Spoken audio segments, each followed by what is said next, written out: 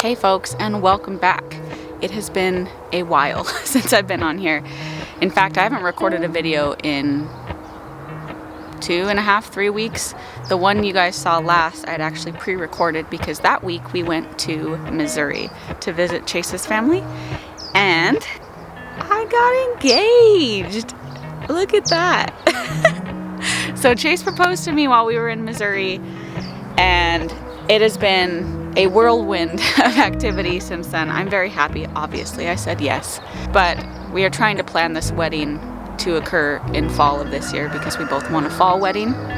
And I don't really want to wait until next year. I feel like if I wait a year and a half to plan a wedding, I will spend a massive amount of money. More than if I just crunched and did it now. We want a small wedding anyways. So that's the news. That's the surprise I had for you guys. Hey, look at that. And I haven't been in the garden much since we got back. We've only been back 2 or 3 days. And it looks amazing. Everyone who worked over the week that I was gone to keep this garden alive did an excellent job. We got a good amount of rain last night for the first time this year. It was a decent amount. And I'm very, very excited to show you the progress that has come in this garden, as well as a few surprises I didn't even know I had in this garden until my mom told me about it. So let's go. First and foremost, look at this corn. It's so tall. This is the flint corn that I got from my mom. It's a second generation seed. So she grew this corn last year. And it's from Native Seed Search. I don't remember the name right now, but she left it in a comment on a previous video, so I'll put the name down below. It looks leagues better. I mean, just look how healthy this corn looks versus the stuff in the crappy soil bed that I built this year. I'm very happy this is turning out good. And all along the other side of this bed, I have Clemson spineless okra coming up, which is doing very, very well. It's a little late in the game because I planted it later. But okra grows fairly quickly in hot weather, which is what we currently have. And I'm 100% sure I will get a harvest off of all of this okra before the season ends. I don't think I've ever planted okra like with a purpose, not just throwing seeds around this late in the season. I put these seeds in maybe June, early June. So I kind of like that I step planted this area because I had plants in here before that I wanted to come to fruition, which was my onions. And the fact that I can put okra in and it grows pretty fastly and I'll still get a harvest, that's excellent. So I think I'll probably be doing that again next year, is just step planting my okra later. It enjoys the heat anyways, so planting seeds, in the beginning of spring when it's still cold every night isn't something that it terribly loves. My mint bed just exploded while I was gone. It looks so much healthier than it did before I left. I'm not sure why. It must be something that I was doing or something better that everyone who watched this did, because it looked like it was on the verge of petering out when I left, but look how tall it is. I haven't come through and harvested just because maybe it wasn't growing well because I was harvesting a little too much. We'll see. I'm gonna let this keep going, especially after the rain last night, and see if it can get pretty tall before I harvest some more of it off. Also, while I was gone, my borage decided to start flowering, and it doesn't look as brilliant as it could. We already have some dying blooms here. It is really hot for borage right now, and this is the only plant in my garden that actually flowered. The rest of my borage isn't doing too hot. This amazing plant, which was very big, has started to brown and die back over here. I'm wondering if it'll flower. I'm not super concerned if it doesn't. Borage is edible. It kind of tastes like cucumber. I don't really care about eating it that much. And I've never had it go to flower in my garden. So this is a first for me. Usually it just dies. I planted it every year and it never makes it. So this is a first for me. I'm very happy. If it produces some viable seed, I will absolutely save it. But really it's just a pretty flower that the bees and the bugs love, which is why I try and grow it. I'm not super interested in eating it for a cucumber taste. I can just eat a cucumber. And all of the peppers in this bed are doing well, starting to get some small fruits. I believe this is that's a green chili. Everything I have is green or red chili. But I do have some arboles in here. I feel like this is an arbole. It got kind of beat up from the rain last night. And my holy basil is looking good. I think we're out of the weeds on whether this guy is going to give me a lot of flowers. He's definitely growing more. I'm trying to trim off these tops as much as possible to get it to branch out more so that I get a bigger, more leafy plant. Really the only peppers that have been consistently harvested in the garden already are gonna be a couple of green chilies, just because you need to harvest them when they're green. You don't want them to turn red. And then a couple red chilies. The red chilies, the hatch red chilies, were surprisingly the quickest producers in my garden this year, which is odd because you have to wait until they're fully ripe before you pick them. And I'm picking tons of red chilies, which is great. All I do is pick them, take them inside, and let them dry. I don't really have enough at one time to stick in the dehydrator, which is what I would prefer. That's my preferred pepper drying method. But they're just fine to air dry as well, and that's really what I'm doing because I'm only picking a couple a day. I'm not going to pull out the dehydrator for a couple peppers. But the green chili, the red chili, and then I've picked a couple padrones as well. The pimiento de padrón pepper, which is a spicy, thin-walled pepper that I love. I use it dried to make just a hot chili powder. I use it fresh in my eggs and stuff like that. Anything you need a bit of spice in.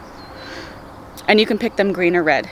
Usually when they're young and green, they're a little bit more like a shishito, to where they can be eaten as an appetizer, as a sauteed pepper appetizer. But most of the time I found that they're pretty spicy. So if we look at the corn bed failure, which is the crappy soil bed, and my second crappy soil bed, I have actually had a comeback with this one. So here interspersed, I have more of the corn that I got from my mom's. This is all gonna be like a blue and white flint corn. It's not growing that well. It certainly looks better than this corn, but definitely not as good as the same corn over here. But these melons, and goodness, I wish I could have the names for you guys. Although I do know they are mostly a watermelon or cantaloupe variety. But there are several watermelon varieties that I planted in here just as seeds. And look at this guy. He is, get off, huge. It's ridiculous. And I waited till today to get him because I believe he's ready. My mom sent me a picture of this watermelon while I was in Missouri, and I was like, where did you find that? I had no idea that I was growing any fruit in this bed. I just assumed it wasn't growing anything. But that is a massive watermelon, and I have no idea what the variety is, but I'm totally gonna save seeds from it. So let's get this guy out of the ground. I'm so excited. There are several different methods to determine if a watermelon is ready. Some people like tap it and they say it sounds hollow or whatnot. I don't have the experience for that because I can never grow watermelons. But a second way to tell is by finding the nearest, do you see these little twirly things? So these antenna-like things will dry up when closest to the fruit. And this one right here is dried up and dead. As well as the bottom of the melon will have a bleached spot from where the sun hasn't reached it. So I'm pretty certain that this watermelon is ready to harvest, and we're gonna pull it out promptly.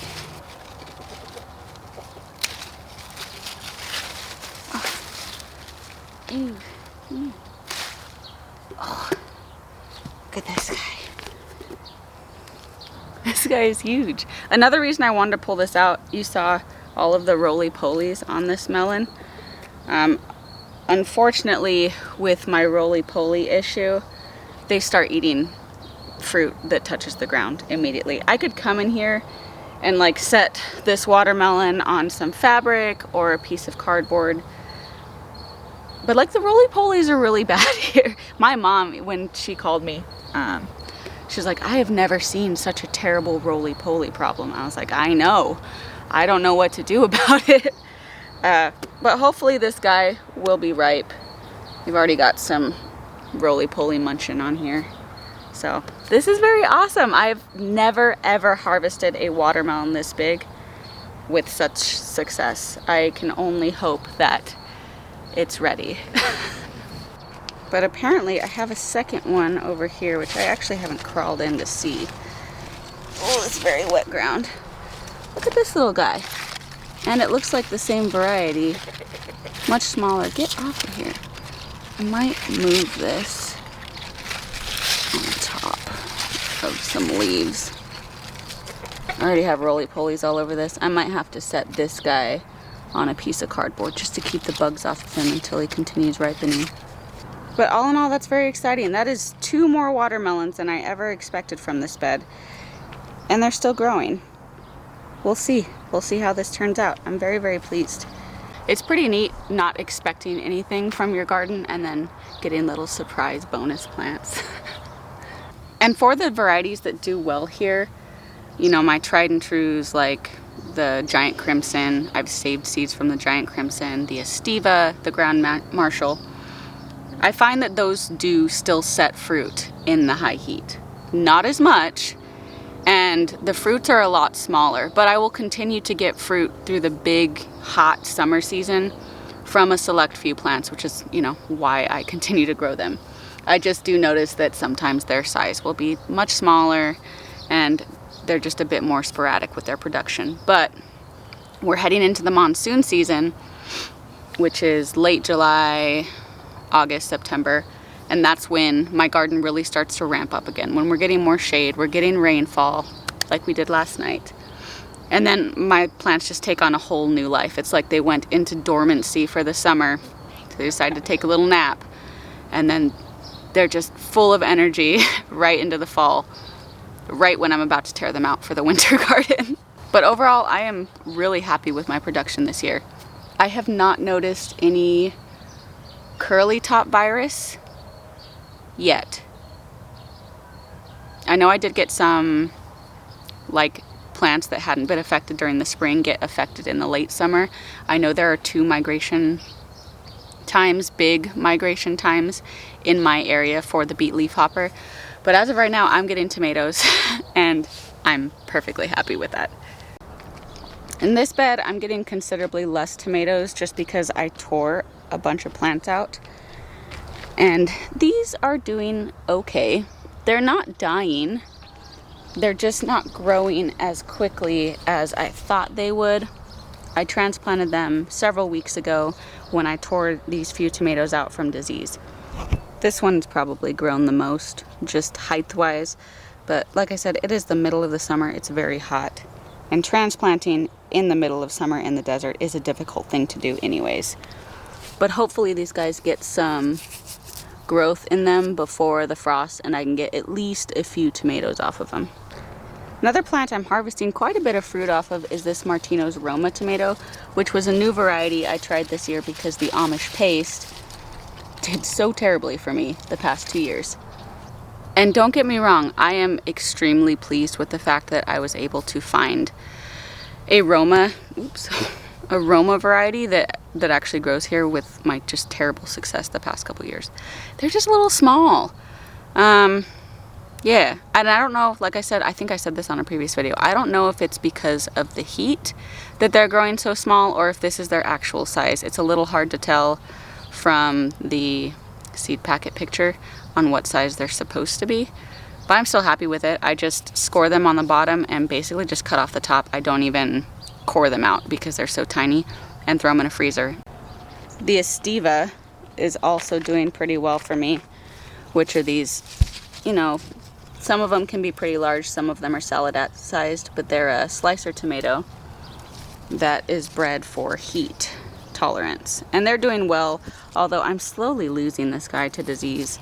And I didn't rip him out because he's not really touching any other plants where it's gonna spread a bunch.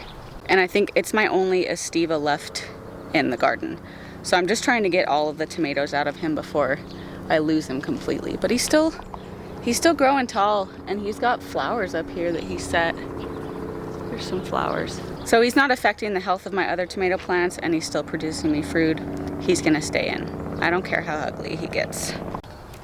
My eggplants are another thing that have been coming in quite steadily. Look how cute these guys are. I haven't seen them get much bigger than this. And I usually pick them around this size too. Baker Creek sent me a eggplant recipe video. I know I've told you guys I've never really cooked with eggplant, and I know I need to try baba ganoush. These aren't coming in quite as quickly as I need them to be to like make a whole eggplant dish or try it out. So for now, I've just been slicing them up and sauteing them, usually with my eggs in the morning. That's usually what I eat every day, is eggs for breakfast with sauteed veggies, and they're delicious. I like them so far. It's great.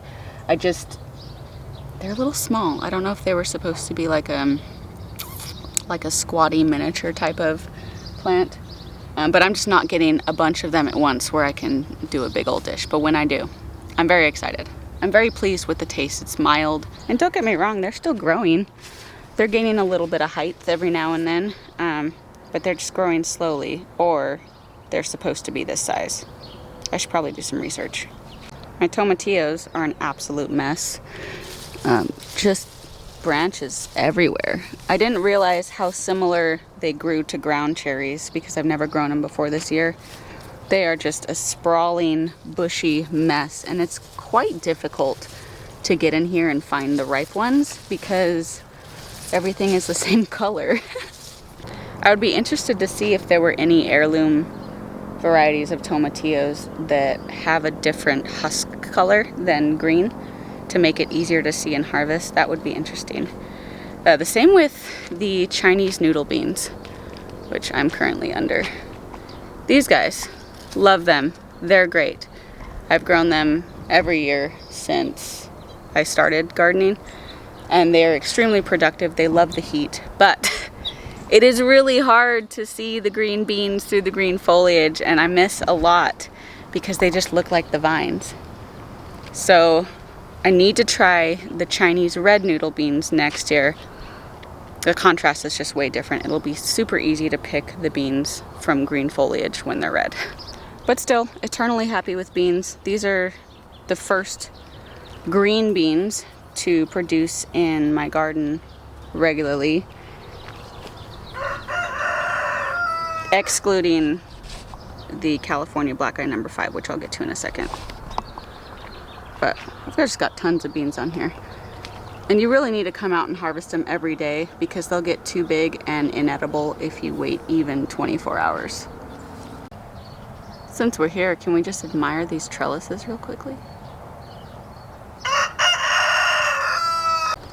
Now this is very interesting, guys. I really wanted to show you this cucumber. I believe it's 2 that I planted down here.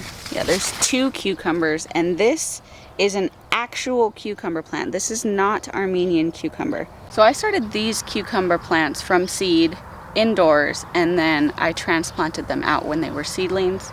And I have never, ever had success growing cucumbers because it gets way too hot too fast, and they don't like that. Even if they do produce fruit, the fruit is very bitter and quite frankly inedible. I won't eat it. I'll just throw it to the chickens. But this looks like an Armenian cucumber plant. Look how big. It's over the top of the trellis. It's down here. I have little cucumber fruits coming up.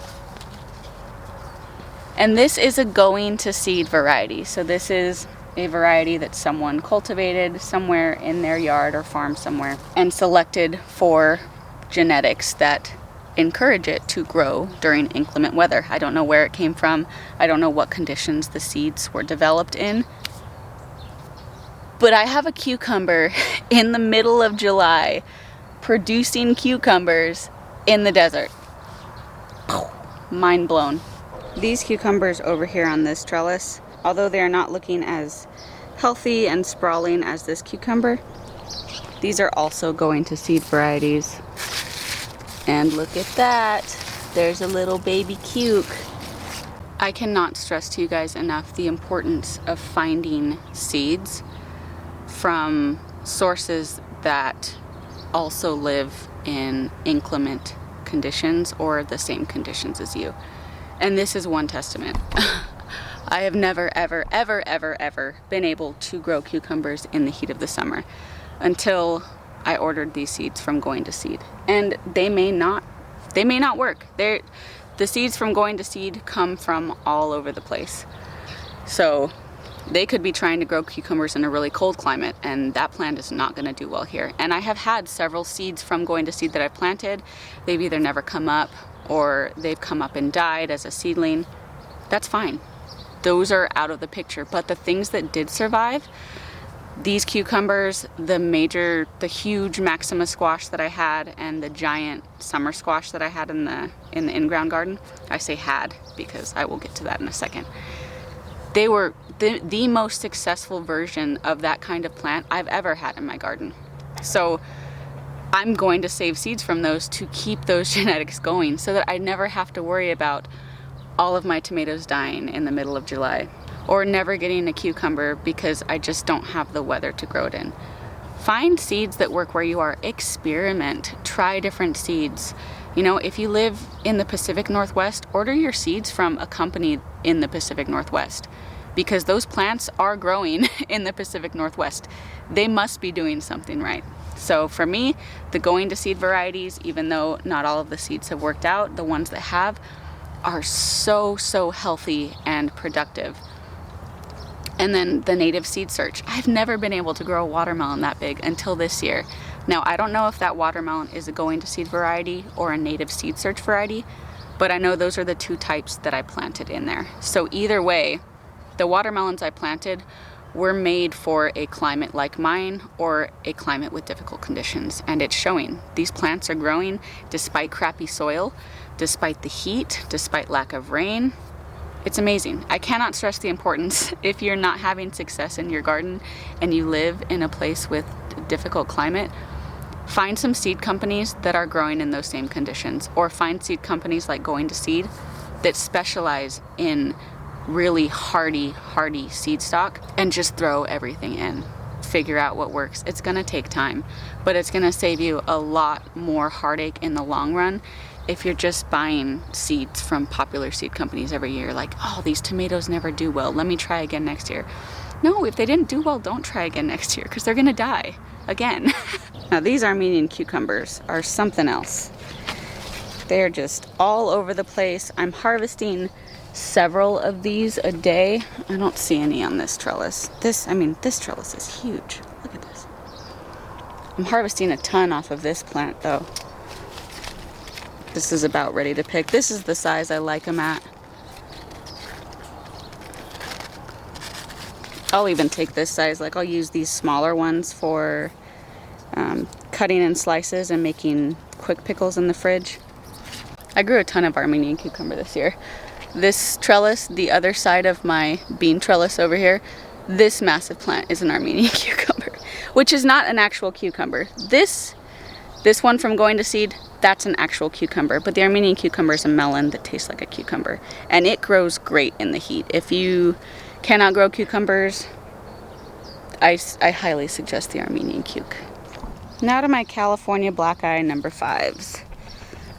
I have not been picking these for green beans, although they were some of the first to produce, like my Chinese yard long beans, because they don't look too hot. So normally I will plant a bunch of California black eye number 5, which is a cowpea, and I will harvest them like this for, a couple weeks, a month or so, and get green beans and cook with them as green beans. But I've already pulled a few plants out, and they're just largely unhealthy this year. I'm not quite sure why. I've never had this issue before, but I had a lot of them yellowing and dying. It wasn't an overwatering issue. I don't have a lot of overwatering issues here in the desert. But so I just stopped harvesting them green, and I'm just letting them dry, because my primary goal for these is to get dried beans anyways. And I was just worried that if they were dying, if the plants were going to peter out, that if I harvested them as green beans, I wouldn't get much seed from them. So I just instructed everyone when I left on my trip, do not harvest green beans from those plants. I'm just going to let them dry and go to seed and get what I can as a dried bean out of them. Here my largest pepper bed is doing well. There's some red chili that I need to come by and harvest. This is another padron pepper. This is a shishito, which I also need to come harvest. I've been lax on my shishito harvest this year, and I need to get on it. Ooh, I need to pick that guy. This is a green chili plant, which I've been harvesting green chilies from, but I do not want them to turn red.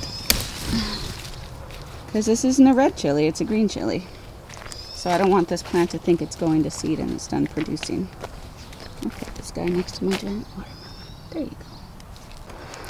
As usual, my banana peppers are performing very well. This plant is yeah, I don't have a stake for this guy and I need to make them. I feel like I'm just constantly telling you guys, I need to do this, I need to do this, and it's just an endless to-do list.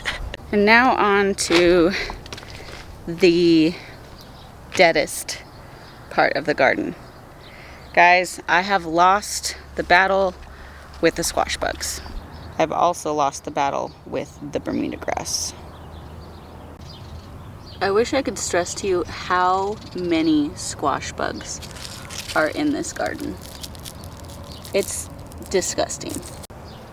Here was the giant Cucurbita pepo. That's a summer squash variety. This was from going to seed.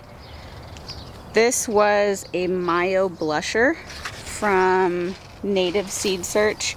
It's not quite dead yet, but it's getting there. And frankly, I'm not going to do anything to save it. I still have the fruits out here from the Cucurbita maxima variety from going to seed. Thankfully, I left those Cucurbita maxima squash attached to the vine because I wanted them to, as much as they could, like get nutrients from the vine and ripen up. The plant wasn't completely dead when I left for Missouri.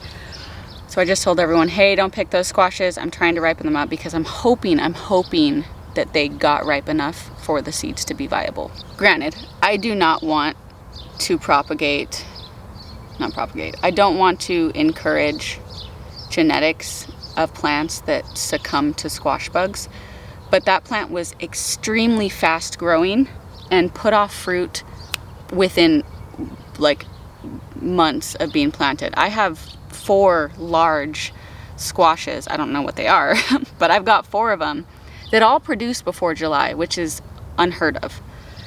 They didn't get a chance to fully ripen before the squash bugs took them out. And I don't think I'm ever going to find a squash plant that is completely impervious to squash bugs, especially in the amount that I have them. I can only keep up with them for so long, and unfortunately, every year we end up taking our weekly trip, or our week-long trip to Missouri, right in the middle of the heat of the summer, squash bug season. Like, it's just the worst time for us to go, but it's the only time for us to go because we have the kids. So it's just something that I have to deal with, and hopefully with these genetics, if these seeds are viable, I can just slowly get better and better plants, either that produce quickly so that I get a harvest before the squash bugs come in, or that can handle some squash bug damage, that are just more hardy. Either one of those options in the genetics would be fantastic.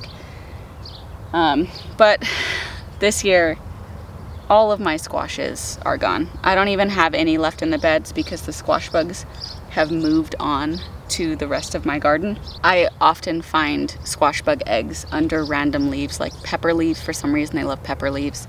They will also eventually move on to the Armenian cucumbers, which is a melon. And once they're all over my garden, I have no way of finding them. They're in here permanently, forever, for the rest of this garden's life. I will have squash bugs. But I did get some viable squash off of these plants this year, and if I get some viable seeds, that will make me the happiest person ever.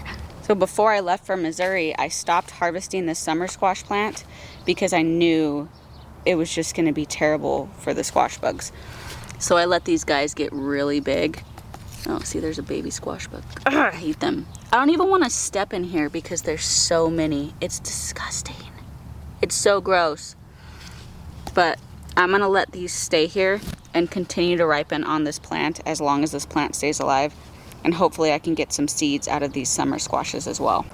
I do have these 2 plants which have grown slowly over this entire summer. These plants were started a little bit later, but they also just haven't been doing as well. And I have not gotten, I've gotten one fruit off of this. It was a zucchini type, but nothing off of this guy. And with the squash bug damage that I have in the rest of this garden, I'm not hoping for them to produce anything. I'm actually thinking that once the squash dies back completely, I'm probably gonna tarp this whole area. My sunflowers aren't doing real well either. I had a major aphid issue with my sunflowers this year, which was weird, which sucks for them. I'm not too upset about it. All of these sunflowers in this garden were self-seeded. These seeds are a common sunflower. They grow naturally here in New Mexico. Where it rains more, they don't grow naturally here, but if you drive north, they do. And they will 100% likely reseed for next year. So they were just free plants that I didn't even have to plant. They gave me a little bit of beauty for a small period of time, and that was enough. I'm losing this volunteer sunflower as well to the bugs and whatever that is. I am not extremely interested in doing a ton of research about what affected my sunflowers this year. Just because, like I said, they were self-seeded. They will come back again. But once this guy peters out, he's still producing blooms, so I'm leaving him because he's pretty. But once he dies, I'm gonna take him out because I can put plants in this space. And boy, do I still have plants. I've got several tomatoes that need to go in the ground, pepper, some dill, and just a lot of things on my to-do list. I need to get back over here, my man.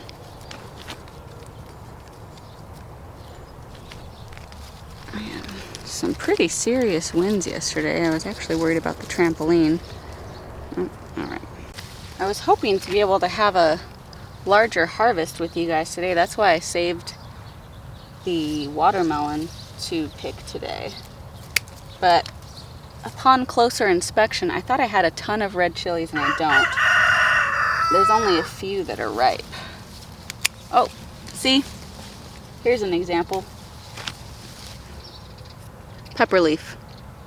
Squash bug eggs. Ugh. Die! Nothing has made me consider using pesticides more than squash bugs have. Ugh.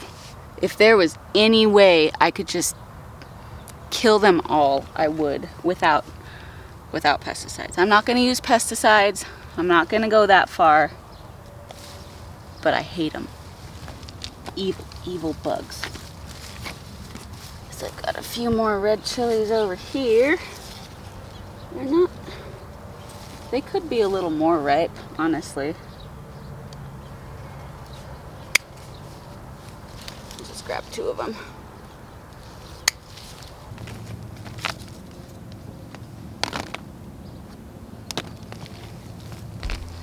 I see enough shishitos in here, I probably ought to pick them. I've had a big problem with this bed getting overrun by Bermuda grass.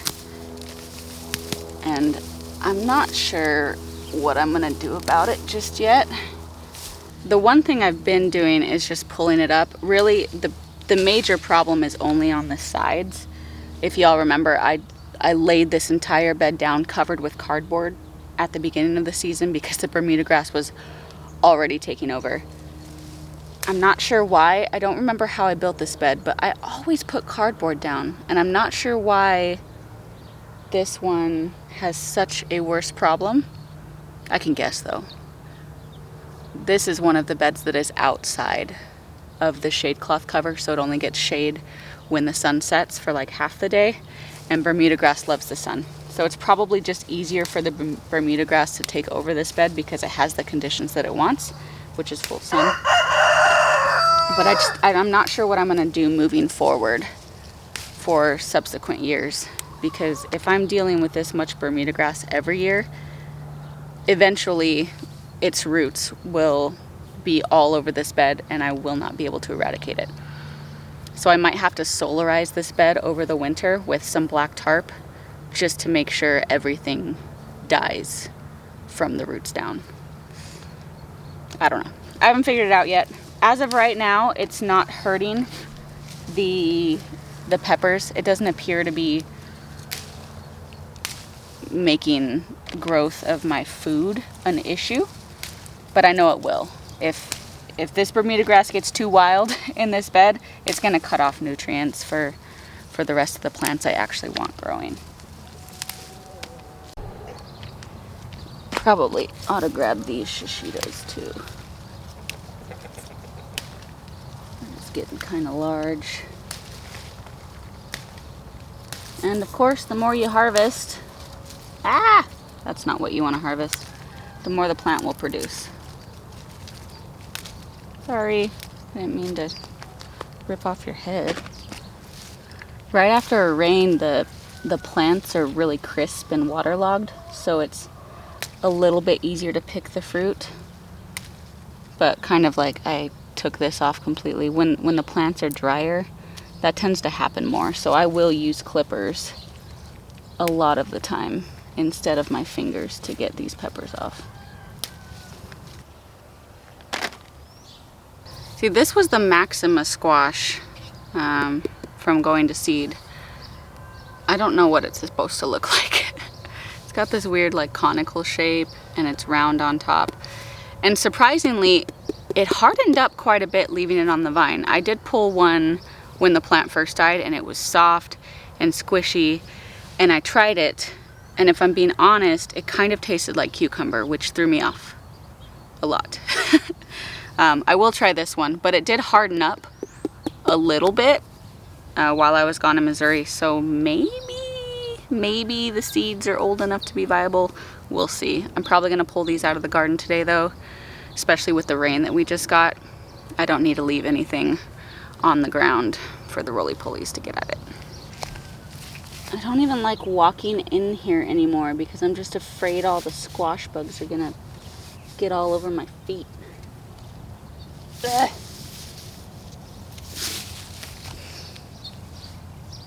Get off of here, roly-poly.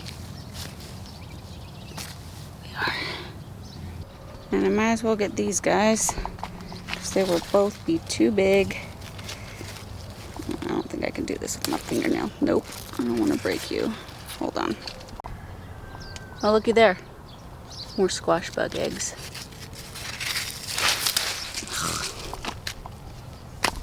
Die. And before you ask, yes, the squash bugs will eventually take out the Armenian cucumbers. They did it to me last year, and it was specifically squash bug damage. They just, once all the squash dies from them, they're like, oh, well, we need more food, and they migrate to the Armenians. But I'm not expecting to lose these until later in the season. They're a bit more hardy than actual squash, what I found at least. I don't know the scientific evidence behind that, but they will last longer than squash once the squash bugs decide that they need more food and move en masse to the Armenian cukes. And here's my tiny little harvest. I came through yesterday and harvested a bunch of Roma tomatoes and a couple slicers. So I don't have a ton of tomato harvest to show you, but that's about, I mean, minus the squashes, that's about what I'm getting on a daily basis currently right now. As we progress into the monsoon season in these next couple months, that's when my production really ramps up, and that's when I usually get most of the food that I'm going to end up preserving for the winter. I am not getting nearly enough to start preserving now when I'm just trickling in a few peppers, a few tomatoes a day. Those are being used for fresh eating. Slice up tomatoes with some salt and pepper and some oil, so good. Or just use a bunch of peppers and make tomato sauce with fresh tomatoes. Did I say peppers? I think I said peppers. And then for the peppers, the red ones I am preserving because you don't really eat red chili, hatch red chili fresh. So all of the red pepper, the red chili that I take inside, I'm drying, and that will be used over the winter to make red sauce. But the fresh peppers like padrones or whatever spiciness comes out of the garden, I'm just using that in my eggs. So not a ton, not massive harvests coming out of the garden right now, but that's because of where I live. This is the worst, most intense part of the summer for us here in the desert Southwest. So all of production just kind of trickles down. Our big harvest season comes in the early fall, late summer, where the monsoon is. So that's what I'm ramping up for. And I'm happy it's not happening right now because I've been doing a lot of wedding planning, and right now life is awesome. Life was awesome before, and life will continue to be awesome after. But thank you guys for coming on this little garden tour with me. It's crazy, isn't it? I can't believe I got a watermelon. I can't believe I didn't see that watermelon growing the whole time. Thank you guys for joining me, and I will catch you on the next one.